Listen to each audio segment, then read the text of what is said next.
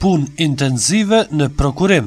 Brenda muajit pritet të përfundojnë procedurat e prokurimit për asfaltimin e rrugës Karaç-Skrum, asfaltimi i rrugës në fshatin Vërmic, Lagja Bunjaku, asfaltimi i rrugëve në fshatin Pantin, në Akrashtic, Lagja Morina, në Pestov dhe asfaltimi i rrugës Lummadh Stanovc. Komuna e Vushtrisë brenda këtij viti nga buxheti pritet të realizojë investime kapitale në vlerë prej 3.754.415 euro, gjersa muaji maj ka shënuar vlugun e punëve në drejtorinë e prokurimit për të përgatitur procedurat tenderuese. Projektimet, masat dhe parallogarit e secilit projekt investim janë duke u kryer nga drejtoritë e shërbimeve publike dhe ekonomisë, bujqësisë e planifikimit. Drejtori i Drejtorisë Komunale të Prokurimit Fadil Muzaçi mendon të jetë vonuar paksa me shpalljen e tenderëve, por se me angazhimin maksimal shpreson që t'ia dalin ban për ta përmbyllur me sukses këtë vit. Këtë vit kemi startuar me vonë me shpallje të tenderëve, por e gjithë administrata do të angazhohet për të kapur hap dhe për të përmbyllur vitin me sukses, thot Muzaçi. Sipas tij, priten së shpejti të përmbahen procedura tenderuese dhe fillimi punimeve në 6 projekte të investimeve kapitale të planifikuara për këtë vit. Brenda këtij muaji priten të hapen oferta për këto projekte, gjërsa për të tjerat përgatitet dokumentacioni i valjet për shpallje të tenderëve, thot Muzaçi.